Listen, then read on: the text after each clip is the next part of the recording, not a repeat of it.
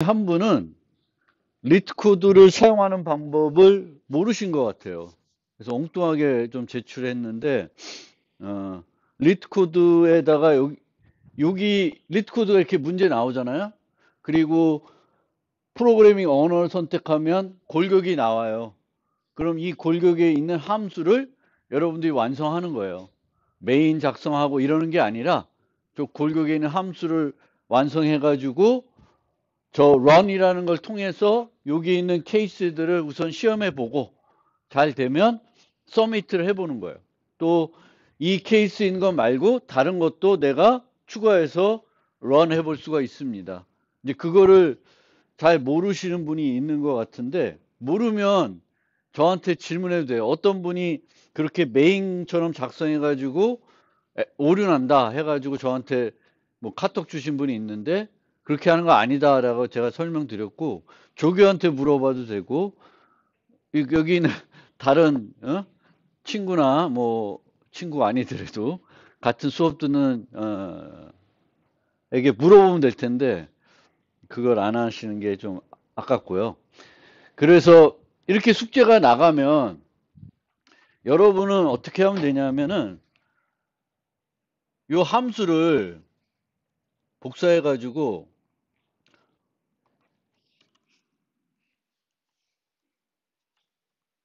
이런 식으로 만들어 가지고 이 함수를 완성하는 거잖아요. 함수를 여기서 완성을 하는 거예요. 그리고 나서 여기서 트라이 해보면 돼요. 뭐 std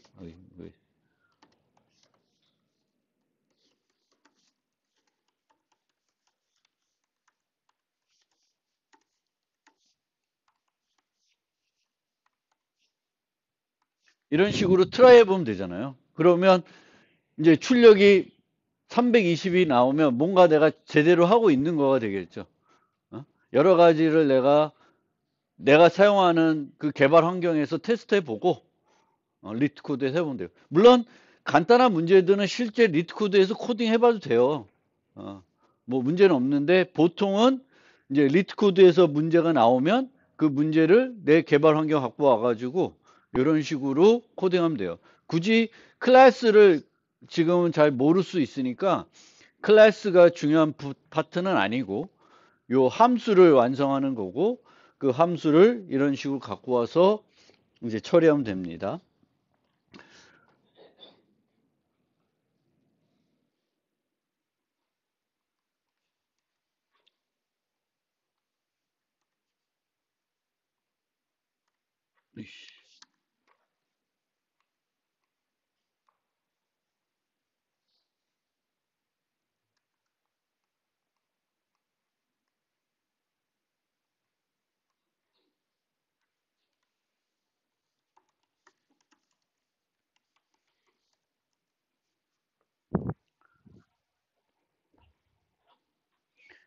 이게 제가 생각하는 나름의 제 코드입니다.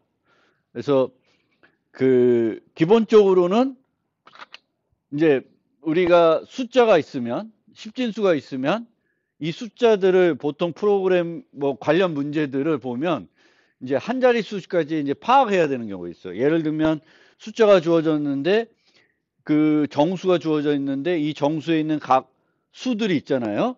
그 수들 중에 짝수가 몇 개 있냐? 뭐 1, 2, 2, 3이면 짝수가 3개가 있는 거죠. 이걸 파악하려면 요 숫자들을 파악해야 되는데 앞에서부터 파악하기는 어려워요. 앞에서부터 파악하려면 몇 자릿수인지를 알아야 되겠죠. 근데 그렇게 하려면 오히려 비용이 많이 들어가는 거고요. 우리는 쉽게 이런 숫자들이 분석을 할 때는 뒷자리부터 분석을 해 나가는 겁니다. 그래서 이 마지막 자릿수는 모듈러 10을 하면 얻을 수가 있습니다. 모두 10 하면 얻을 수가 있어요. 그 다음에 얘를 얻으려면은 얘가 n이면 n을 10으로 나누고 그 다음에 다시 또 모두 10 하면 3을 얻을 수가 있어요. 그래서 반복을 하게 되면은 2, 3, 2, 2, 2를 차례대로 확보를 할 수가 있습니다. 그럼 뒤집으려 그러면 얘를 계속 곱해주고 더해주면 되겠죠. 그래서 리버스라는 값이 있으면 리버스가 0으로 시작하면은 요런 공식을 이용해 가지고 쭉 계산을 하면 이제 뒤집을 수가 있죠.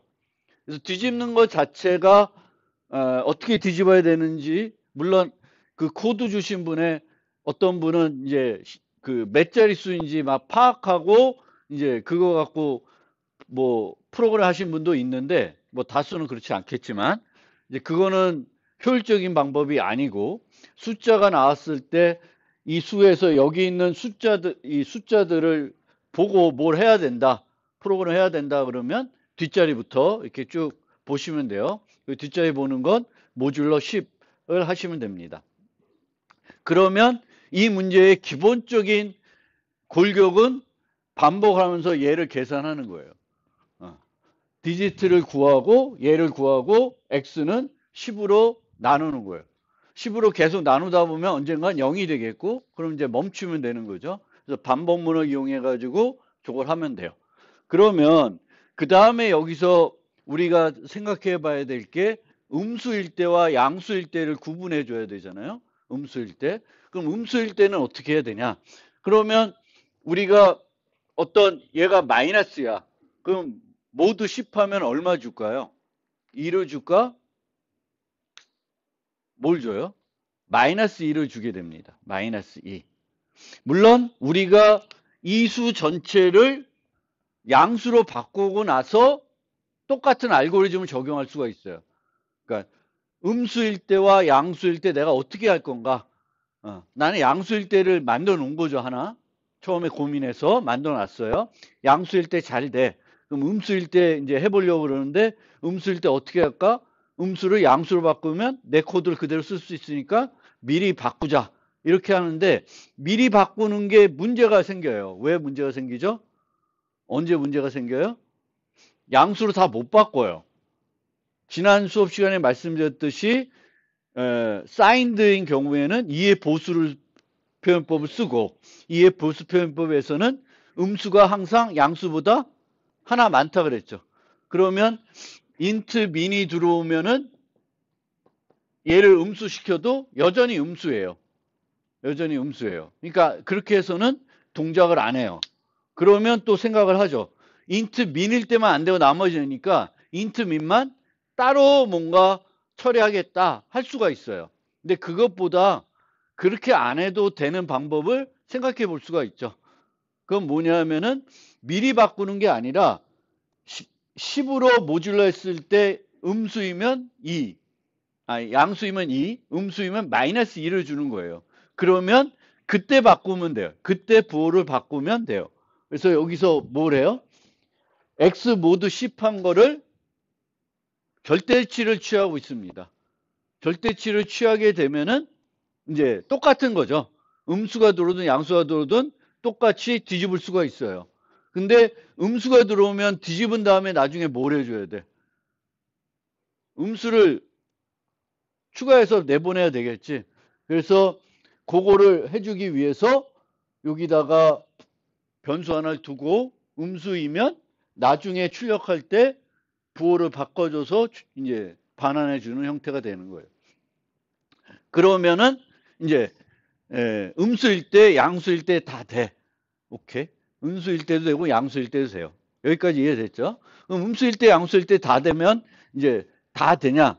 그건 아니고, 지난 시간에 말씀드렸듯이 이제 수를 바꾸다 보면 수의 범위는 제한되어 있고, 정수를 우리가 가지고 프로그램할 때 제일 주의해야 될 게 뭐예요? 오버플로우예요. 오버플로우가 날 수가 있겠죠. 이제 작은 수를 뒤집으면 큰 수가 될 텐데, 이 큰 수가 범위를 초과할 수가 있습니다. 그러면 얘를 따져줘야 되는데, 언제 오버플로우가 발생하냐면 요거를 계산하는 과정에서 오버플로우가 발생하겠죠. 다른 과정에서는 발생할 수가 없습니다. 요 과정에서 오버플로우가 발생할 수 있어요. 그러면 계산해 놓고 오버플로우 났는지는 검사 못 하죠. 그렇죠? 계산할 때는 안 돼요. 계산하기 전에 해야 돼. 그러면 어떻게 해요? 여기서 얘를 하기 전에 해야 되니까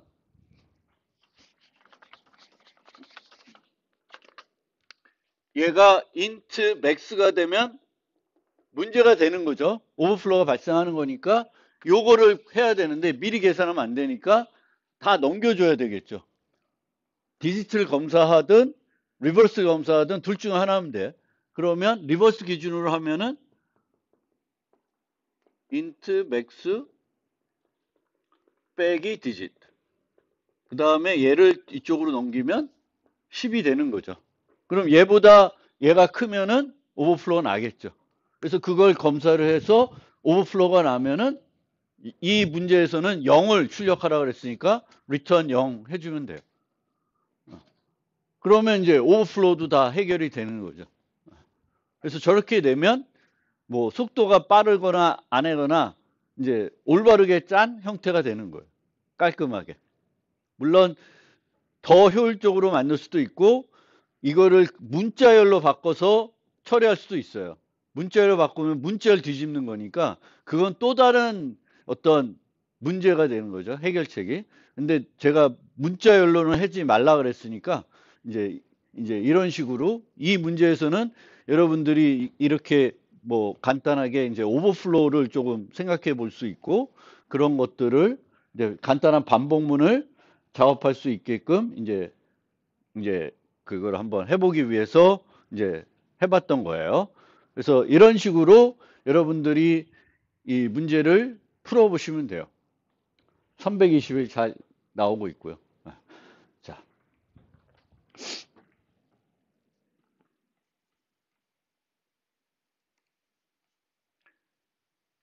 그 이제 첫 과제니까 제가 설명을 잘 못했는지 모르겠는데 그 교과목 소개에 보면 과제 제출 어떻게 하라고 되어 있습니다. 그래서 그거를 거의 안 따랐어요. 그래서 그거를 따르셔야 돼요. 그래서 조교 선생 그 첫 번째 과제는 다 그거는 감점하지 말고 두 번째부터 감점을 해주세요. 그래서 원래는 여러분들이 소스를 제출하면은 소스 맨 위에 프로그램 주석을 달아주셔야 돼요. 거기에 뭐 정한 거가 필요한 게 아니라 딱 뭐가 들어가야 되냐면 학번하고 이름.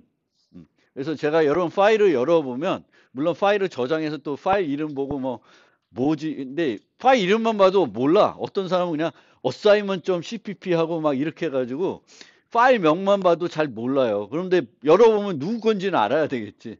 어? 그러려면 기본적으로 그 이름과 학번 뭐 이 정도를 거기다가 넣어주세요. 프로그램 주소. 프로그램 주석이라는 건 프로그램 소스 맨 꼭대기에 보통 프로그램 설명하는 주석이 들어갑니다. 그래서 프로그램 설명하는 내용까지는 안 넣으셔도 되고 뭐가 있어야 돼? 이 주석하고 이름, 학번 그거 꼭 넣어주시고요. 그 다음에 이제 몇 번 거 봤는데 좀 그 지적하고 싶은 건 이제 요 int max나 또는 int max가 아니라 얘를 뭔가 다른 방법으로 구현하기 위해서 여기서 뭔가 빼가지고 뭐 수치로 나타내가지고 프로그램 하시는데 그거는 좋은 프로그램 방법이 아닙니다. 가독성이 떨어져요. 저 숫자가 왜 나왔지 하는 그 고민을 해야 되는 거니까 이제 수치 상수를 쓸 때에도 수치 상수 대신에 다른 이름으로 이게 int max인지 뭔지 이렇게 이제 쓸 필요가 있고요. 그래서 얘를 이렇게 쓰는 것보다는 이제 int max나 int max가 아니면 이제 C++에서는 아까 제가 보여드렸던 numeral limits int 뭐 max 이런 것들을 코드로 써주세요. 그 쓰지 마시고 그 다음에 이제 우리가 if문 해가지고 if 조건 return A, else return B 이런 마지막 문장에 이렇게 쓰시는 분이 많아요. 저 경우도 썼죠. 근데 저는 if문 안 썼죠. 뭘 써요? 선택 연산자를 쓰고 있습니다. 그래서 그렇게 해야 더 간결하고요. 보기 좋습니다. 이거는 뭐 팬시하게 하는 게 아니라 기본적으로 코딩을 그렇게 해요. 가독성에 저해되는 요소가 아닙니다. 그래서 if 뭐 return A, else return B 이렇게 돼 있는 문장을 여러분들 쓰시게 되면 이렇게 쓰지 마시고 그냥 return 요 조건 나오고 물음표고 A 땡땡 B 이렇게 하시면 돼요. 그게 더 문장 수도 줄이고 간결하고 보기도 좋고 그렇습니다. 그래서 여러분들이 이제 조건문을 이용해 가지고 이제 리턴 하실 때 이게 요 꼴이다. if return 뭐 else return 뭐 둘 중 하나 리턴 하겠다는 거 아니에요? 그러면 이제 요렇게 하지 마시고 이제 조건 요렇게 선택 연산자를 써 주시면 좋겠습니다. 나머지는 뭐 됐습니다. 그래서 과제 설명은 요걸로 가름하고요. 진도를 나가 보겠습니다. 그래서 두 번째 숙제도 리트코드로 두 문제가 진행되니까 이번에는 리트코드 사용법을 몰라가지고 또 메인 만들고 제출해가지고 뭐 안 된다 이렇게 하시면 안 돼요. 그래서 이제 사용법 잘 익혀서 이제 쓰시고요. 이제 다음 주가 되면 이제 세 번째 과제가 나갈 텐데 이제 세 번째 과제는 리트코드에서 안 하고 제가 운영하는 저지 사이트에서 하려고 그럽니다. 그래서 공지사항에 올려놨듯이 이제 아이디가 있으신 분도 있을 거예요. 대부분 없을 텐데 없으면 이제 와가지고 아이디를 하나 만드시고 이제 저한테 제출해 주시면 돼요. 저지 사이트의 사용법은 또 다음에 과제 나가면 그때 다시 한번 설명을 드리겠습니다. 이제 진도를 나가겠습니다. 세 번째 노트는 표현식입니다. 우리가 1장에서는 C++를 작성하는 방법, 컴파일하는 방법, 입출력 하는 방법 이런 것들 설명드렸고 2장에서는 변수를 선언하는 방법 그리고 C++의 어떤 원시 타입, 원자 타입이 있는지 그리고 이런 원자 타입들을 쓸 때 주의할 점, 오버플로우, 정확성 뭐 이런 것들을 설명드렸고요. 이제 이런 변수와 상수들을 이용해서 식들을 우리가 작성을 해가지고 이런 거죠. 요게 이제 식이죠. 이런 식들을 작성해가지고 내가 필요한 기능들을 구현하게 되는데 이렇게 프로그램에서 작성하는 식을 우리가 표현식이라고 그러겠죠. 산술식, 비교식 뭐 이런 게 다 포함해서 표현식이라고 그래요. 어쨌든 연산자와 피연산자가 등장하는 어떤 형태는 다 프로그램에서 뭐라 그래요? 표현식이라 그래요. 그리고 이 표현식은 어떻게 되냐면 평가가 되면 어떤 값으로 바뀌게 되는 거예요. 결과 값이 있겠죠. A 더하기 B 하면 뭐 3 더하기 5 했다. 그럼 8이 되겠죠. 그럼 3 더하기 5가 8로 바뀌어가지고 그 위치에서 8이 돼가지고 코딩이 되는 형태로 이해하시면 되겠습니다. 그래서 우리는 표현식을 작성하는 방법을 올바르게 알고 있어야 여러분들이 프로그램을 올바르게 할 수가 있고 또 다른 사람이 작성된 코드를 읽을 때 이해할 수가 있겠죠. 그래서 표현식의 작성과 관련된 것들을 이제 이 슬라이드에서 설명드렸고요. 방금 말씀드렸듯이 표현식은 연산자를 이용해서 작성하는 거예요. 그러면 이제 그 C++에 있는 연산자들을 잘 이해하고 이제 사용할 줄 알아야 되겠고, 원래 이 연산자는 기본적으로 그 원자 타입들, 정수, 부동소수 이런 것들에만 사용할 수가 있습니다. 원래는. 그런데 이제 C++는 우리가 정의하는 사용자 정의 타입에도 이 연산자들을 정의해 가지고 프로그래밍 할 수 있어요. 좀 더 간결하게 함수 대신에 연산자를 이용해서 식을 작성해서 코딩을 할 수가 있습니다. 물론 연산자의 다중 정의는 나중에 이제 클래스 배우고 나서 설명드릴 거고요.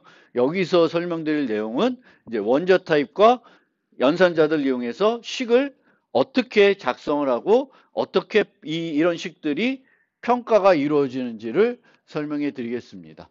그래서 연산자를 사용하기 위해서는 연산자의 기능을 알아야 되겠죠. 뭐 기본적인 기능들은 여러분들이 다 알고 있을 거예요. C도 배웠고 파이썬도 배웠고 어쨌든 뭔가 프로그램 해보셨기 때문에 기능들은 다 아실 거예요. 그 다음에 이 연산자들의 P연산자의 수를 알아야 되겠죠. 단항 연산자들이 있고 그러면 P연산자가 하나인 애고 2항 연산자는 2개인 애고 3항 연산자는 3개인 애예요.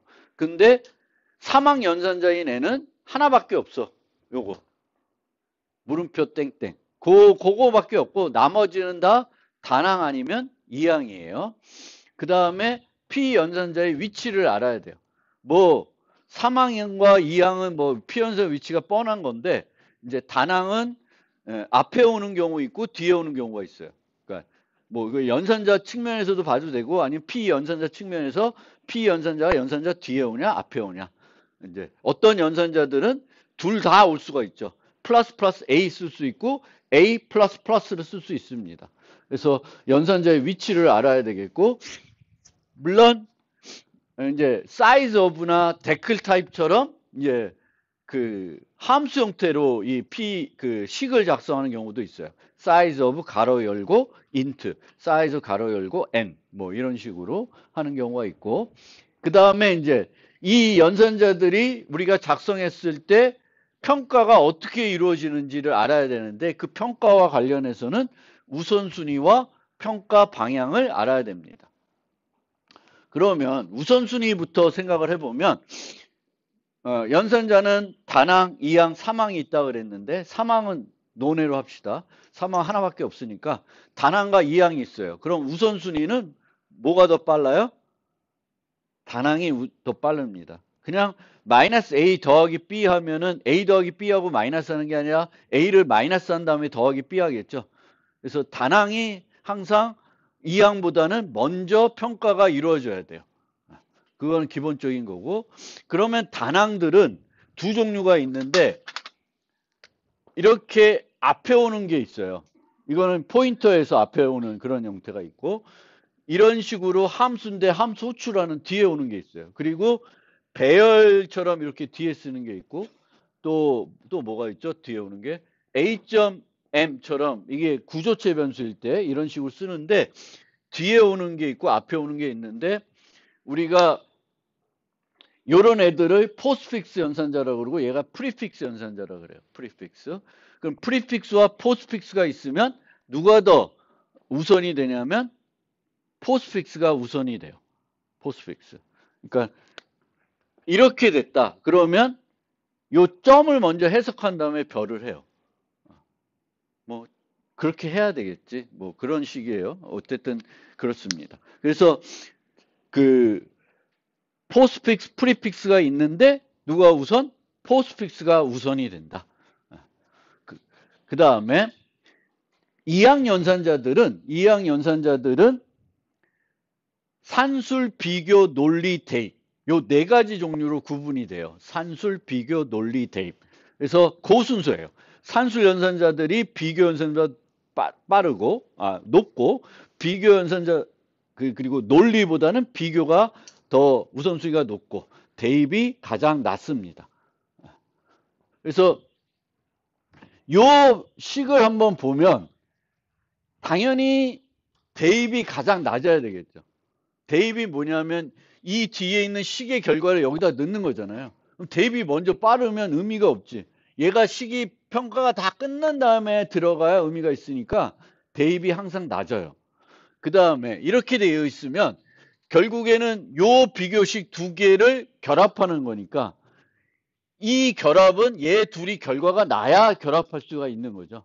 그러니까 얘는 비교보다는 낮을 거고 당연히 덧셈이 얘보다는 A 더하기 B를 한 다음에 0보다 큰지 봐야 되니까 이제 산술이 가장 높고 그 다음에 비교식들 그 다음에 비교 연산자 그 다음에 논리 연산자 논리는 비교 연산자들을 결합할 때 쓰는 거야. 비교식들을 복잡한 비교식들이 여러 개 있을 때 A도 만족하고 B도 만족해야 된다.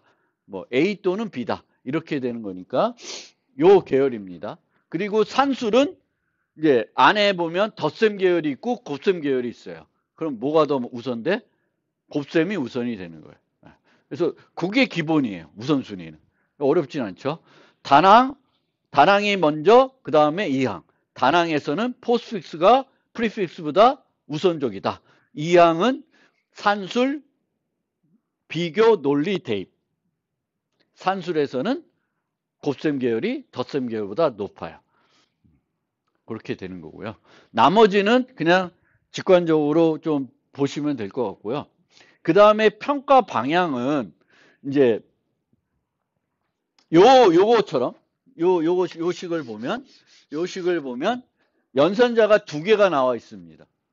별표가 있고 나눗셈이 있어요. 근데 이 별표의 P 연산자에 3이라는 애가 있고 이 나눗셈의 P 연산자에도 3이라는 애가 있어요. 그러니까 두 연산자가 똑같은 P 연산자를 취하고 있어요. 그럼 둘 중에 먼저 해야 돼, 하나를. 동시에 할 수는 없으니까. 그러면 어떤 거를 먼저 해야 되냐는 걸 나타내는 게 평가 방향이라는 거예요. 그러니까 두 연산자의 우선순위가 달라. 여기가 덧셈이야. 그러면 신경 안 써도 돼요. 왜? 곱셈을 먼저 하겠죠.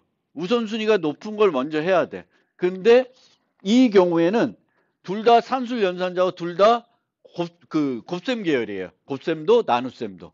그러면 얘네들의 우선순위는 같아요. 우선순위가 같으면 그 다음에 뭘 봐야 돼? 평가 방향. 근데 평가 방향은 순방향이 있고 역방향이 있다고 보시면 돼요. 순방향, 역방향. 여기서 순방향은 내가 표현식을 작성한 순서예요. 순방향. 그러니까 얘가 순방향이면 뭐부터 한다는 거예요? 곱셈부터 하는 거죠. 순방향. 순방향. 그래서 대부분의 연산자들이 순방향이에요. 순방향. 순방향이 아닌 게 뭐가 있냐? 이항 애들에는, 이항 연산자들 중에는 순방향이 아닌 건 뭐겠어요? 뭐가 있어요? 대입. 대입은 A 이퀄 B 이퀄 C 하면 뭐부터 해요? B 이퀄 C부터 해요. 여기부터 하는 게 아니라 여기부터 해요. 그리고 이 결과를 여기다 넣는 거예요. 그래서 대입은 거꾸로, 나머지는 순방향이에요. 그 다음에 그 다낭 연산자들도 이런 식으로 있어요. 이게 뭔지 모르겠지만 두 개가 있어요. 그럼 뭐부터 할까? 밖에 있는 것부터 할까? 가까운 것부터 할까? 가까운 것부터 하겠죠. 얘도 이렇게 돼 있으면은 뭐부터 해요? 가까운 것부터 해요. 근데 가까운 것부터 하면은 포스픽스는 무슨 방향이에요? 순방향이죠. 쓴 대로죠. 근데 이쪽은 프리픽스 애들은 어때? 역방향이죠. 그러니까 역방향인 애는 뭐만 있어요? 다낭의 프리픽스 애들. 그리고 이항에서는 뭐? 대입 계열. 대입 계열에는 이퀄 말고도 뭐 플러스 이퀄 이런 애들이 있는 거죠. 그러면 이제 끝난 거예요. 연산자에서 우선순위 평가 방향은 그렇게 이해하면 돼요. 대부분 평가 방향은 순방향이다. 역방향에는 대입과 프리픽스. 근데 다낭은 뭐 역방 순방향으로 생각하기보다는 뭐 생각하면 돼요? 피연산자에 가까운 애들부터 해야 돼. 당연하겠지, 그것도. 가까운 애부터 하겠지. 얘하고 얘를 하기에는 좀 이상하잖아. 그러니까 상식적으로 생각해도 되는 겁니다.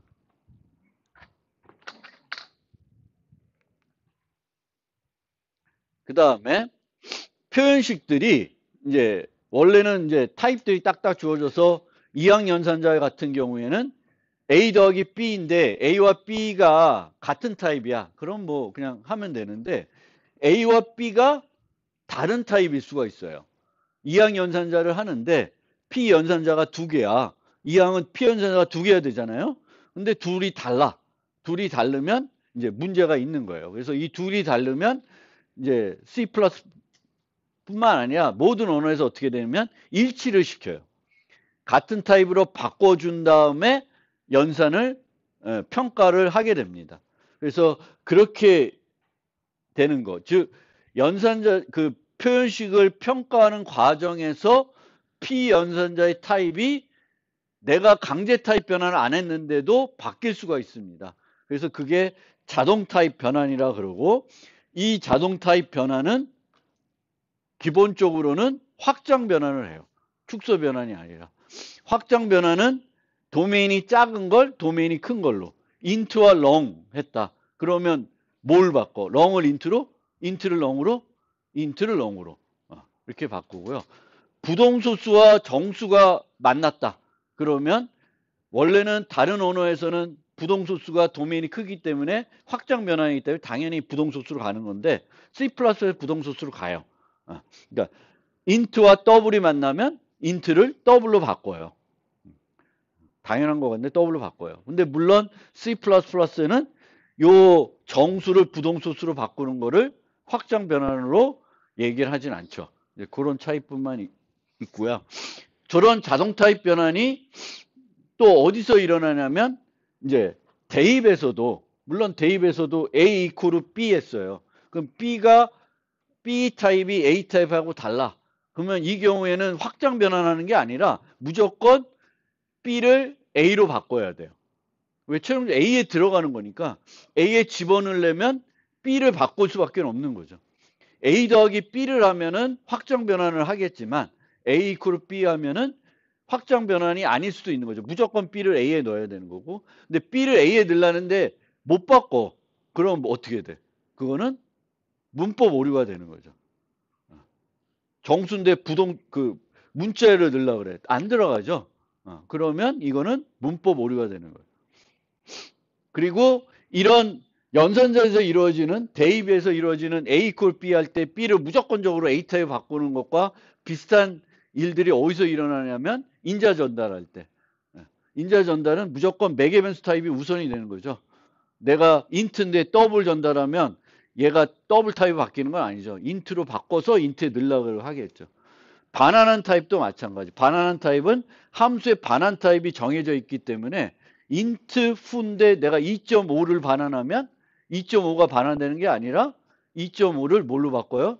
또 인트로 바꾸겠죠. 그래서 그런 변환들이 일어나는 거예요.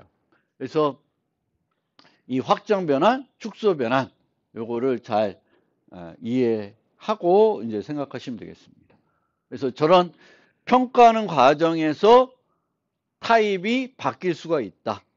그리고 원래는 기본적으로 확장 변환하는 게 그 기본인데 상황에 따라서는 이제 확장 변환이 아닐 수 있다.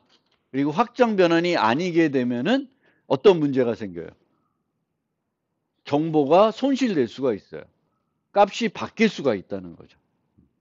그리고 그 값이 바뀌는 게 내가 알고 일부러 그랬으면 문제가 없겠지만 내가 모르고 그렇게 내 의도와 상관없이 바뀌었다 그러면 논리적인 문제가 생길 수가 있는 거죠. 프로그래밍 문법 오류는 아니더라도 이제 논리 오류가 발생할 수가 있습니다. 그래서 그 예들을 설명드린 거예요. 아까 얘기한 것처럼 얘 타입과 얘 타입이 다르죠. 그리고 얘가 전달하는 것과 저 받는 데가 달라요. 그러면 얘는 확장 변환이 아니라 무조건 매개 변수 타입을 우선적으로 또 함수의 반환 타입 우선으로 이제 타입 변환들이 발생을 하게 됩니다. 여기까지는 그래도 이렇게 어렵지 않게 쭉 이해하고 쓸 수 있는데 한 가지 까다로운 게 있어요. C++. C도 마찬가지고 C와 C++의 까다로운 게 뭐냐면은 둘 다 인트야. 둘 다 인트 타입이야. 근데 하나는 사인드고 하나는 언사인드야. P 연산자가. 이거 별로 안 좋은 거예요. 그러니까 연산자들을 우리가 P 연산자를 쓸 때 이 P 연산자들이 같은 정수 타입이면 좋은데 이제 뭐가 다를 수가 있냐면 같은 정수 타입이지만 하나는 사인드고 하나는 언사인드가 될 수가 있어요. 그런데 여기서 뭐가 문제가 되냐면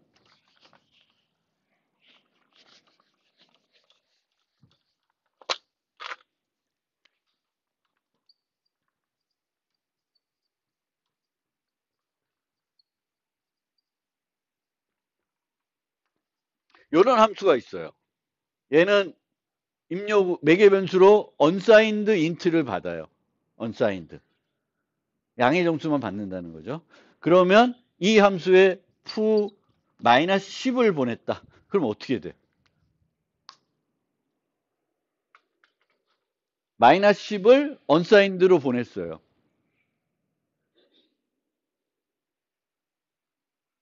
마이너스 10을 unsigned로 보내면은 마이너스 10은 음수잖아요. 근데 이 음수를 음수로 해석 안 하는 거예요. 그리고 unsigned로 해석하는 거예요. 그럼 어떻게 돼? 마이너스 10이 아니라 엄청나게 큰 수가 돼버려요. 그러니까 원래 4비트면은 이게 원래는 사인드면 마이너스 7이 되는데 언사인드가 되면 얼마가 돼? 9가 되겠죠. 4비트에서는 9가 돼요. 그러니까 나는 마이너스 7을 전달했는데 쟤는 뭘로 받는 거예요? 9로 받는 거예요. 그러면 또 오동작을 하겠죠. 그래서 사인드와 언사인드를 같이 놀면 안 되는데 쓰다 보면은 그렇게 되는 경우가 있어요. 그래서 그때는 주의해야 될 게 음수를 유지하고 있는데 사인드 있는 애가 음수를 유지하고 있는데 언사인드로 나도 모르게 바뀌었어. 그럼 어떻게 돼? 엄청나게 큰 변화가 일어나요.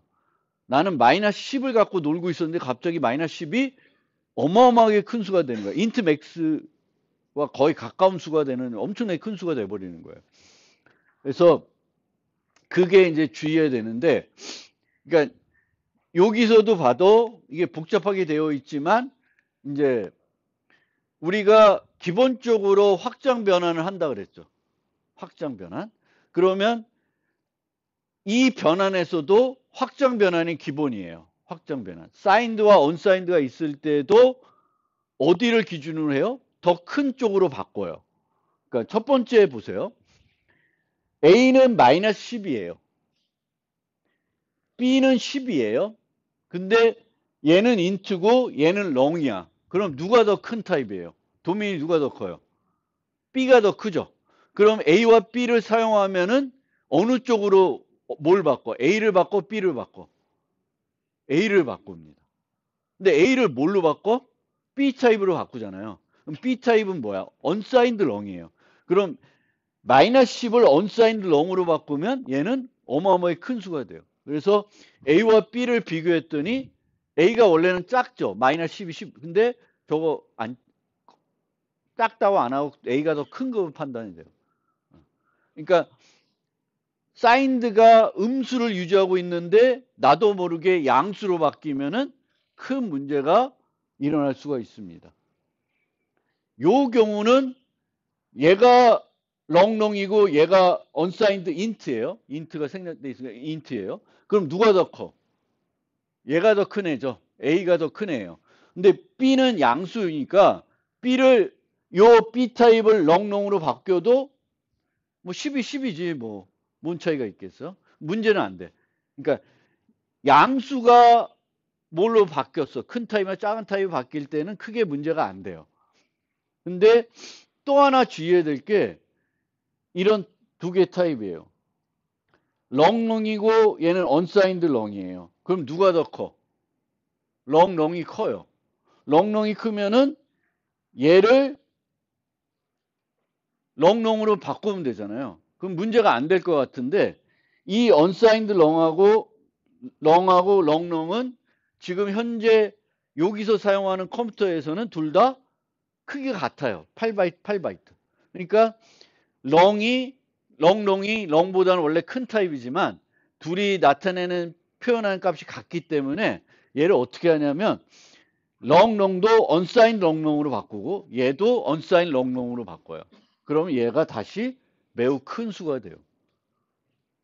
그래서 복잡하면 어떻게 이해하시면 되냐면은 사인드와 언사인드는 같이 놀지 않게 해야 돼. 여러분 프로그램 할 때. 그렇게 하다 보면 사인드와 언사인드를 같이 놀게 하면은 문제가 생길 수가 있어요. 정확한 룰들은 저건데 저 정확한 룰이 어려우면은 저런 상황에 안 만나게끔 프로그래밍을 하시면 좋겠습니다. 그리고 이런 예에서도 설명드렸듯이 이 함수가 양수만 받아야 돼. 이 함수는 입력으로 양수만 기대를 해요. 그러면 언사인드를 여기다가 쓸 그런 어떤 생각이 들 수 있잖아요.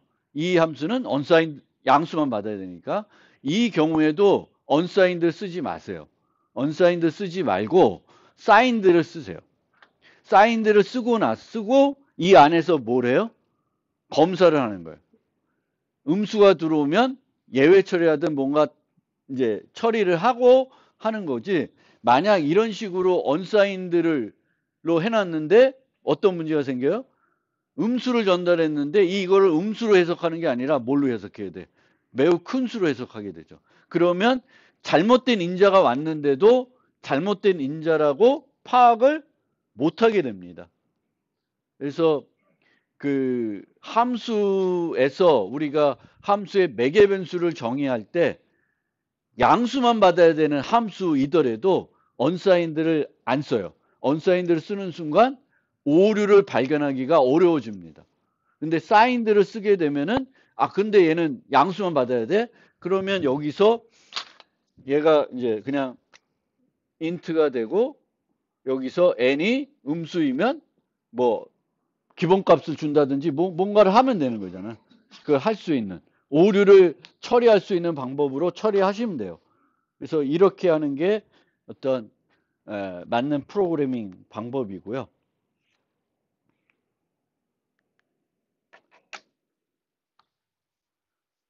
대입 연산자, 이제 연산자들을 하나하나씩 간단히 살펴볼게요. 첫 번째로 대입 연산자인데, 대입 연산자는 우선순위가 어떤 애? 가장 낮은 애. 가장 낮은 애예요. 우선순위가 가장 낮은 애다. 뭐 그렇게 생각하시면 되겠고, 이 대입 연산자에서는 우리가 알아야 되는 게 이제 저 꼭대기에 써 있는 E1 이퀄 E2 형태가 되는 거죠. 그렇죠? 요 형태가 되는 거예요. 그럼 E1에 올 수 있는 게 뭐냐? E2에 올 수 있는 건 신경 안 써도 되는데 뭐 아무나 다 올 수 있죠. 근데 E1에 올 수 있는 것이 뭐다라는 거를 우리가 잘 이해하고 있어야 돼요. 대입 연산자 측면에서는. 그래서 초기 C에서는 E1에 올 수 있는 것들을 구분하기 위해서 L-value라는 개념을 썼어요. L-value. 그래서 L-value가 원래는 뭐의 약자냐면 left value예요. 여기서 left는 뭐예요? 대입 연산자 왼쪽. 그래서 초기 C에서는 대입 연산자 왼쪽에 올 수 있는 표현식들을 L-value라고 그랬어요. 근데 여기서 L-value, R-value 하니까 그 변수의 종류를 우리가 생각할 수 있는데 변수의 종류가 아니라 표현식의 종류예요.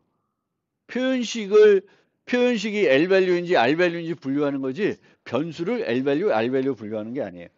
그래서 여기 보면은 이 P들은 표현식이잖아요. 표현식이 아니라 그냥 변수 이름들이잖아요. 여기 있는 건. 근데 별표 P, N3 요거는 요 자체들은 뭐예요? 표현식이에요. P에다가 역참조 연산자를 결합된 표현식이 되겠고 요거는 배열 이름에다가 색인 연산자를 추가된 표현식이에요. 그래서 대입 연산 왼쪽에 올 수 있는 표현식이 뭐냐? 고수 오는 애들을 C에서는 L-value라고 그랬어요. L-value. 근데 L-value이지만 나중에 봤더니 이제 어떤 애들이 이제 만들어졌냐면은 요런 애들. const, int 뭐 이런 애들을 추가했어요. 초기엔 없었는데 그런 애들이 추가됐더니 이제 const, int, n 하게 되면 이 n이라는 변수는 대입 연산자 왼쪽에 올 수 있어요, 없어요? 올 수가 없습니다. 상수가 돼버렸기 때문에 얘는 한번 고정된 값을 계속 유지할 수밖에 없어요. 못 바꿔요. 그래서 대입 연산자 왼쪽에는 이제 const, int, n 이퀄 10 했다. 그럼 나중에 n 이퀄 3, 뭐 이런 식으로 못 바꾼다는 거예요. 그러면 이 n은 이제 L 밸류가 아니게 되는 거죠. 그렇죠? 그래서 L 밸류 맞는데 이런 느낌이 드는 거예요. 그래서 이제 L 밸류를 초기에는 left value라는 개념을 썼는데 이제는 L 밸류를 left value라는 개념을 쓰지 않고 locate value라는 개념을 쓰게 됩니다. locate value. 이 locate value라는 건 뭐냐면은 주소를 가진 애예요. 주소를 가지고 요 주소 연산자를 쓸 수 있는 애들, 쓸 수 있는 표현식들을 요 표현식들을 이제 L value로 분류하고 있습니다. 그래서 const int n, 요 n도 L value예요. 대입 연산 왼쪽에 올 수 없지만 n이라는 변수 이름도 뭐 그러니까 이 n이라는 것도 변수 이름이지만 얘 n 하나 쓴 것도 연산자는 없지만 요 자체도 표현식이에요. 그래서 요 표현식은 L value가 그러니까 대입 연산 왼쪽에 올 수 없지만 여전히 L value로 구분하고 있습니다. 그래서 L value는 이제는 대입연사 왼쪽에 오는 애들을 뜻하는 게 아니라 주소를 연산자를 이용해서 주소를 취할 수 있는 그런 애들을 L 밸류로 우리가 분류하고 있고, 이 L 밸류가 아닌 것들을 우리가 뭐라 그러냐면 R 밸류라 그래요. 그리고 그 정의는 지금까지 유지가 되고 있고요. 이제 C++11이 오면서는 이 개념을 더 복잡하게 L 밸류, X 밸류, PL 밸류라는 개념으로 나누고 있어요. 이거는 상당히 어려워지는 거예요. 그래서 그거는 지금은 설명 안 드리고 나중에 13, 뭐 14, 이 정도 가면은 설명드릴 건데 좀 어려운 내용이라 지금은 여러분들이 이 L 밸류라는 게 원래 초기에는 대입연산에서 왼쪽에 올 수 있는 표현식들을 분류하기 위해 썼는데, 지금은 대입연사 왼쪽에 올 수 있는 표현식들을 분류하기 위해서 L 밸류를 사용하지 않고 그 주소 연산자를 취할 수 있는 표현식들을 L 밸류로 분류한다. 그리고 L 밸류가 아니면 대입 연산자 왼쪽에 올 수 없어요. 근데 L 밸류들도 올 수 없는 애들이 이제 있는 거예요. L 밸류가 아닌데 대입 연산자 왼쪽에 쓸 수 있냐? 안 돼요. L 밸류여야지만 대입 연산자 쓸 수 있는데, 이제는 L 밸류들 중에 대입 연산자 왼쪽에 올 수 없는 애들도 있다. 대표적인 애들이 뭐냐? 이런 애들. 컨스트 붙은 애들. 컨스트 붙은 어떤 변수들은 대입 연산자 왼쪽에 와서 그 변수의 내용을 바꿀 수가 없습니다. 그래서 그 정도로 이해한 상태에서 이제 쭉 가봅시다. 가보고 나중 가서 이제 C++ 아주 고급적인 내용들을 이제 배울 때에는 이 개념들을 우리가 잘 이해해야 됩니다. X 밸류가 뭔지, PR 밸류가 뭔지. 그렇게 어렵지는 않은데 지금 그 얘기를 하면은 쥐가 나니까